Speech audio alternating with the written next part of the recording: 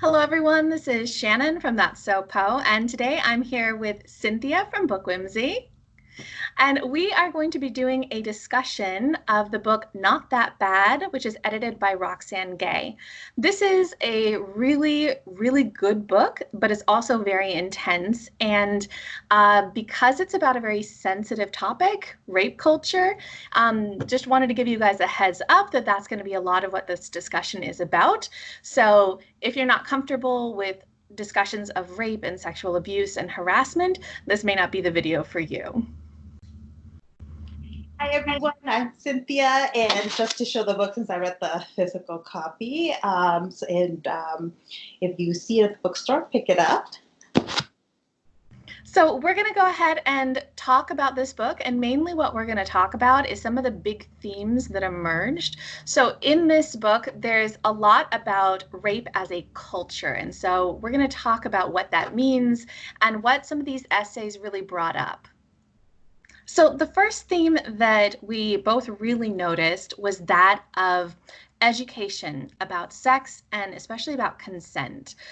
There's this idea that we all pick up ideas of what is okay in terms of sex, what consent comprises, but we don't really have explicit education about it. And a lot of the time, what happens is people don't learn the right messages. And so often people will maybe understand that somebody saying no means there is no consent, but there's not enough focus on affirmative consent. There's not enough focus on explicitly having the other person say yes. There's not enough focus on understanding that people don't have a right to another person's body, that they have to ask. And there were some really good essays that explored that topic. One of my favorites was Fragments by Aubrey Hirsch. She is somebody who teaches writing, and what she would find is she would get students who would write these stories, and the stories would have scenes that were basically rape, and the students would not recognize it as rape. And so there's just all of this confusion that happens about what is consent, what is rape. And because there's such confusion about that, a lot of bad things can happen and people won't recognize that it's bad. There's also just this idea that even beyond consent, sometimes people don't even feel comfortable saying no. They don't know that they can say no. They don't feel like it's appropriate to say no. They don't want to disappoint someone, or they don't feel like they have the position to say no, or they don't know how to communicate what's okay with them and what's not. So just being able to even speak up for what you want is another kind of issue of not knowing what to say. And there were some really good essays about this as well. I Said Yes by Anthony Frame was heartbreaking. Anthony Frame was basically sexually abused from childhood through adulthood by so many different people. And every time he actually gave verbal consent. He said okay, or he didn't say no, because he felt like he didn't have that right to make decisions about his body. And that was just so painful to read about all of the trauma that he went through, and also that feeling of kind of guilt because he didn't resist. Similarly, Why I Didn't Say No by Alyssa Bassist is another shade of that, where she was in a relationship. She loved her partner, but sex was something very, very painful for her. It hurt. And even though she kept trying to bring this up, she never felt like she had the right in a loving relationship to say, I don't want to have sex. I don't like this.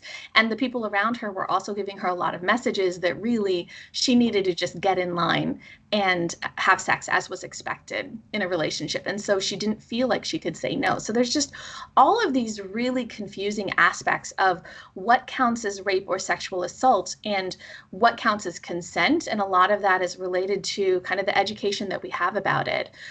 There were also some pretty heartbreaking statistics in this. Just things like 1 in 4 college women is raped. And a lot of them don't even call it rape. A lot of them don't even know to term it as rape. They have a hard time calling that action rape. There was another article in the Slaughterhouse Island by Jill Chrisman, and that talks about her experience in college getting raped, but not being able to even identify it as such until later she had a class where she read an article talking about how people don't call it rape and realizing like, oh, I was raped. So even internally not being able to identify it as such. And so much of the rape that happens is date rape or is rape that happens by somebody you know, and you're not able to really use that word because you know rape is a bad thing and you know you didn't like what happened, but just assigning it that label is very hard for people. And then I will add that as a college professor, I see this a lot in my classes because we talk about consent and about sexual education. And what I find is a lot of students didn't have good sex ed. And so they don't know some basic things and they have questions about, okay, what does affirmative consent mean? And I always make sure to bring it up because in California, we have an affirmative consent law. And I think it's important to know as states and all over the country, we debate laws about this and to know that, okay, you have to have an explicit yes, and that it doesn't mean, you get out contracts and you sign, yes, I agree to have sex with somebody, that no, that it's something that can come naturally, that can be sexy, that it's part of the sexual acts, not, something weird and foreign that is being forced on a sexual relationship. The next theme that we picked up in a lot of the different essays in this collection was rape as a system of oppression. Right? A lot of it comes through in the way that people are socialized, right? So in the ways we are taught to be a girl by XTX, the name of the author, they discuss about, how little things throughout our lives tell us, yes, this is the kind of activity that, the things that define a good girl. And the way they talk about it is as a point system, right? This happens and hey, if you did the right thing, you get a point or you don't get a point. And that you learn that by, when they discuss a scenario in which a friend forced a kiss on them, right? Do good girls do that? Well, I don't know, but it was forced on it. So, hey, you experience this thing that goes along with being a girl, point there. Or a friend's parent getting drunk and paying special attention to an individual. Hey, another point is you're learning that you are a sexual object. Or at summer camp with the older camp counselors paying additional attention and singles out someone to go out on a boat ride with, and that's another way in which you're taught, hey, you are a sexual body and not kind of an individual person. A lot of the essays also touch on, okay, this kind of behavior is seen as good, and as a result, then this other behavior is bad. And we are socialized in both kind of big and small ways that certain behavior is good and bad. And if there are good girls, then there are bad girls. And that sends a really bad message and kind of feeds into a rape culture in which we blame victims for having been raped. It also occurs in film, television, and even books, where, hey, this person is a good one, and therefore they did all the right things, and therefore were not sexually assaulted. This other person, they didn't follow the rules, the social norms, and that is why they were sexually assaulted. And that is really common in film and television. Hopefully that's changing as we have some of these conversations, but it's still really prevalent. And so even if you have, good sexual education or good conversations with the people in your life about this, you absorb some of this rape culture messaging through the media. Right, from this idea that good girls don't talk about sex, right? And good boys don't talk about sex. That's not something you do in mixed company in public, and yet people talk about sex. So then you allow kind of the wrong message to be filtered into our minds and into our behavior by allowing certain behavior and not allowing other behavior. Another common theme in some of these stories was, women walking alone in the dark, right? But you don't do that if you don't want to be sexually assaulted, because dark streets are where bad things can happen, and therefore, you're supposed to get a friend to walk with you to the car, or you put your keys through your fingers because this is a dangerous situation. And yet, why? Like, why? That's blaming the victim for like normal everyday behavior, right? But that we adjust our behavior to fit these norms, right? That we plan our lives around, well, am I going to have somebody to walk with me to the car that, after this party or after this gathering, right? And the problem is not the behavior of the victims. The problem is the predators, and we focus on the wrong thing. And I've seen it on my college campus where there was somebody who was exposing themselves to students, and they sent out an email letting us know that this was happening. The campus police was on it, but a lot of it, what the campus was doing was focusing on, okay, everyone, you can get campus security to walk you to your car if you're taking a night class. And it was like, wait a minute. The effort should be on stopping this behavior, on stopping this individual, not on stopping people from walking to their cars, because like everybody's walking to their cars if you're taking a night class, right? And then it feeds into why people fear speaking up. A lot of times we ask victims to speak up, to report a sexual assault, and they're afraid to, because the first reaction from their disclosures are to ask, well, what were you wearing? What were you doing walking alone? And that's just blaming the victim for something that was not their fault.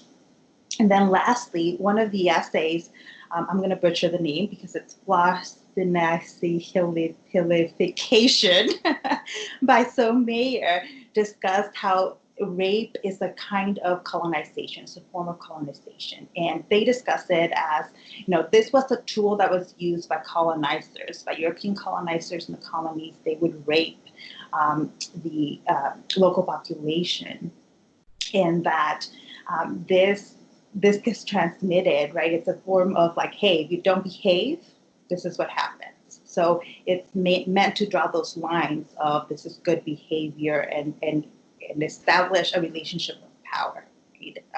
That rape is about power, and the perpetrators have that power when they commit the rape. So it's a way of colonizing behavior and of colonizing the body. Right? And related to that was the article Bodies Against Borders by Michelle Chen, who talks directly about the sexual assault that occurs when people are crossing borders. And they discuss it in 3 different scenarios, right? The US-Mexican border, but also the refugees coming into places like Greece and Italy.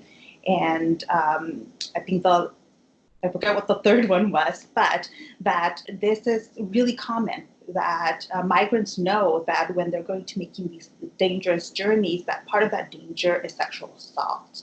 And in fact, it's extremely common that people that work at refugee camps, that is one of the most common stories. And in fact, it's almost like not a big deal because everybody has a kind of story of sexual assault. And part of that is because you have these different groups of people with different amounts of power, right? And it's a way of like saying, hey, if you're going to do this, this is what you should expect. You should expect violence against your body, and it's really wrong. It's a way of establishing control and shape behavior in ways that we should not be allowing, and that we should be at least aware that it's happening. Yeah, I think that the topic, especially of rape as colonization and victim blaming, just those both play into each other. This idea that rape and sexual assault, and even just that whole rape culture, is all about power dynamics and about what role you're supposed to play in society. And this idea of it being used to sort of punish those who are out of line, all of that victim blaming of, well, you were out of line, you weren't, following your role as a good girl, and all of those sort of exertions of power of those who are in a position where they feel like they can get away with it, right? It's just this really problematic system of oppression. And I loved those essays that talked about it in that way, just that framing it as a system of power and an abuse of power. And I think that those sections especially just felt to me like they could relate to so many other books about social justice on all sorts of different levels of the way that power is used and the way that victims are blamed. So I just think it's a really, really good insight that these essays had. So the next theme that we noticed is really the title of the book, Not That Bad. There's this idea that there's some amount of awfulness that sexual abuse or harassment or rape has to have in order for people to feel like it's bad enough to be something that we can identify as wrong. And a lot of the essays in this were really talking about just the whole spectrum, the whole system of rape culture, and how it is that bad, and how it's not okay that we try to set some sort of level of what is bad enough to be considered bad. So there were a lot of essays that discussed this. There were quite a few that really talked about the forms that rape culture can present itself in. And it can be rape, but it can also just be other types of sexual assault or harassment, or even just kind of belief systems that make it uncomfortable for people. One of the ones that was really powerful was The Luckiest MILF in Brooklyn by Lynn Melnick. And this one I thought was so powerful because it was just so in your face with the amount that we buy into rape culture, where she's someone who from, puberty had very obvious sexual features. And she was sexualized by all of the people around her constantly. And nobody saw that as wrong. There was a scene where she was being harassed by some guy in a library, and there was a police officer, and she looked at the police officer, and the police officer just shrugged, like, that's what it's like. What you gonna do? And there was all of this stuff about how nobody seemed to find it wrong that she was being constantly harassed. And in fact, often they would tell her, oh, but now, you're in your middle age. You should be glad. You're lucky that anybody could still find you attractive. And just this sort of dismissal of how bad this constant harassment was just really stood out to me as one of those examples where we definitely have that rape culture that can think that it's okay. It also is something where it doesn't really matter what we decide is bad enough, because it is that bad in the way that it affects people. And so there's stories throughout all of this about how different levels of trauma, how different levels of abuse, how different levels of harassment leave a really long-term lasting impact. So many of these authors are just dealing with a lifetime that has been affected by rape culture. There's so much that is just internalized. There's a lot of self-blame. There's a lot of just kind of held in trauma. So many of these authors talked about things like really unhealthy coping mechanisms, turning to alcohol or drugs or very unhealthy sexual relationships in order to somehow deal with all of that kind of pent up inside them. And there's just so much about blaming the self and so much about other people blaming them too. So, for example, there was one essay, Utmost Resistance by V.L. Seek. V.L. Seek is a lawyer, and this essay was all about the laws that talk about utmost resistance, about how anybody who is raped, it doesn't count as rape unless they did the utmost resistance. They absolutely fought tooth and nail against it, and just about all of these ways that lawyers work to undermine the voice of anybody who has been raped, to discredit them, and just ignore their stories and ignore what they have to say. It's just this victim blaming that is really pervasive. And even when it is that bad, there's still this feeling that it's not bad enough. So one of the essays, What I Told Myself by Vanessa Martyr, was heartbreaking because Vanessa Martyr went through lots of trauma and abuse through all different sorts of rape, multiple types of rape. And she kept telling herself, well, but it's not as bad as what my mom went through, because her mom had gone through some very traumatic rape and sexual abuse. And so she keeps telling herself each time that, well, it's not as bad as that. And the thing is, it is bad. it is bad. It doesn't matter if there are other people who have been abused more, it's still bad. You don't have to have somebody who is, just absolutely destroyed through the rape for that to only be the thing that counts. All of these different levels of rape culture are bad. And it's just heartbreaking to read all of these essays where people tell themselves that what they experienced wasn't bad enough for it to count.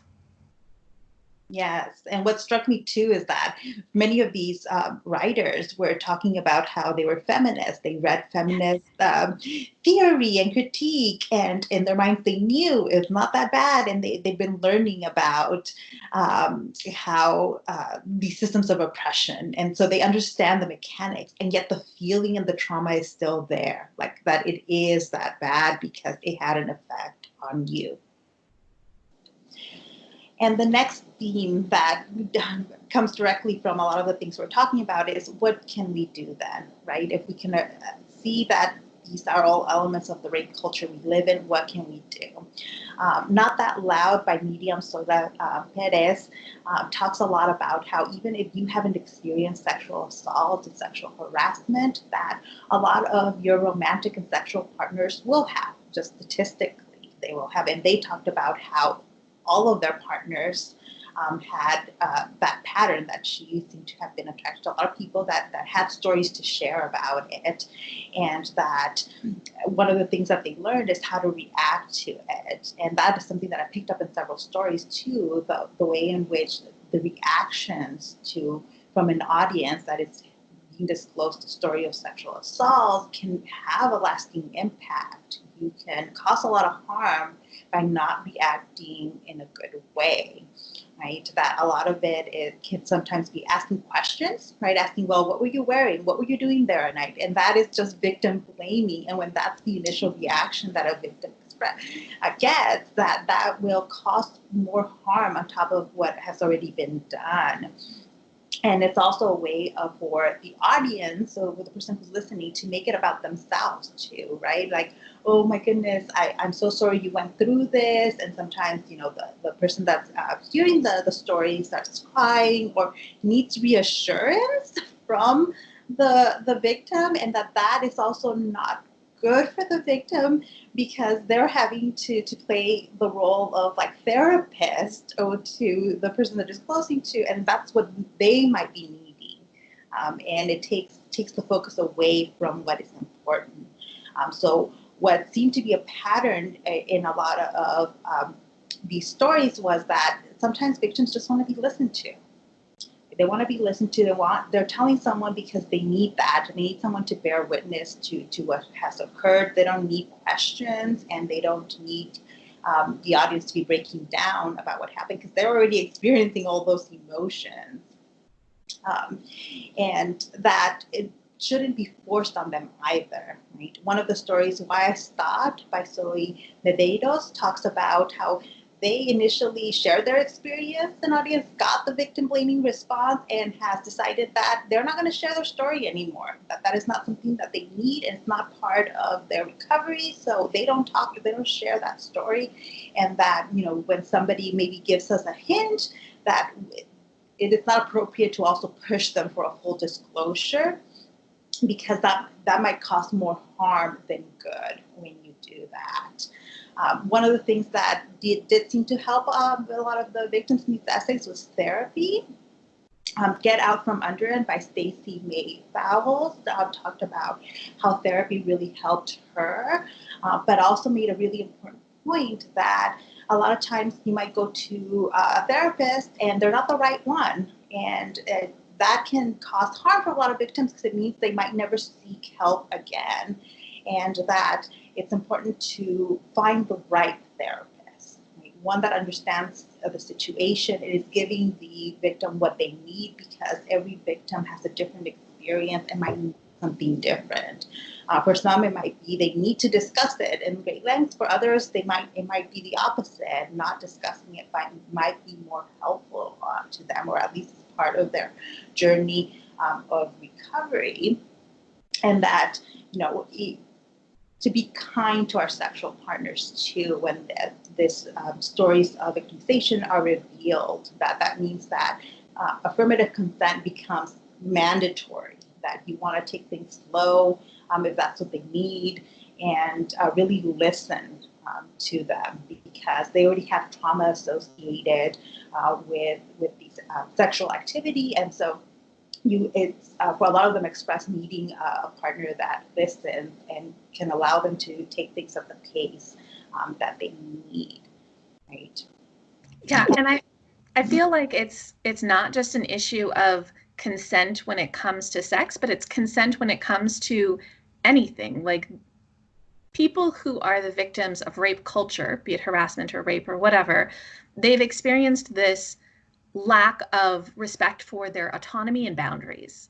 And so when they're dealing with having that sense of self and their ability to make decisions already broken, then what they need most of all is for people to respect their boundaries, to respect what it is they feel comfortable sharing or not sharing, to respect what they say, and to believe them and to listen to them and give them that trust.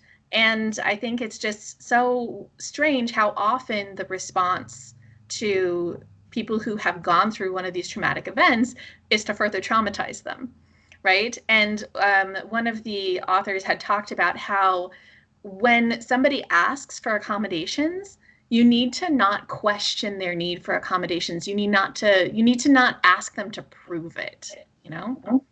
Yes, and that's something I think a lot about as a professor, that when a student tells me I can't handle this material, not to ask for a full story, and to actually anticipate when that'll happen so that there are alternatives. Right? And can I just mention one last article that I think you and I talked about was All the Angry Women by Liz Lenz. Yes. Touches on the theme of like anger, which a lot of the essays express like anger after the fact of, and what she did was created a kind of like therapy group in her church where women can just go and be angry. that is okay, that it's okay to express anger, even though it's not socially acceptable. Like anger tends to be seen as negative, but that it's part of dealing with something that might have happened to someone. Yeah. I think just all of these essays were so powerful, and so much of what I got out of it was understanding, like, as it says, rape culture, right? Understanding that this is a culture, it's a system, it's not individual actions of just one random person assaulting one other random person, but it's a whole system that enables it, that looks the other way, that blames the victim, that just kind of grows this as a culture. And I think that was just such an important thing to see in all of these essays. In the end, I also want to add that reading it with Shannon was such a great experience, and that we were both apprehensive about picking up a book because it's really clear from the very beginning that it's going to deal with very heavy topics. And it'd been sitting on my shelf for years, actually. And but the way we read it, I think, worked really well. One, that reading it with somebody else, because each essay is packed with so much to unpack and to discuss, that it helps to have someone to discuss them with. And that Shannon also had the brilliant idea of spacing it out over the course of a month, so that you're not just kind of dealing, like you're not immersed in rape culture for a prolonged period of time, so that you have it in chunks and that you have someone to process it with.